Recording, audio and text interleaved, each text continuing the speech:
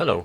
To switch up icons style on Samsung Galaxy S25 Ultra, first of all you have to go into the settings. From here scroll down, go into the themes, and from there we go into icons. And here you can find a lot of different icons. Some of them are paid for, some of them are free.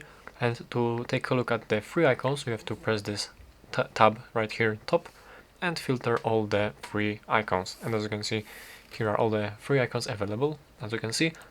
So basically all you have to do is just find yourself the icons that you like. For example, let's select this one, and here we simply download the icons, and we can find all the icons right here in the menu, My Stuff, and here we can find icons, all the downloaded icons that we have, and you simply select the icons that you want to select, press apply, wait for the changes to apply, and as you can see here we have different style of the icons available. So that's how to do it, as you can see. Thank you for watching.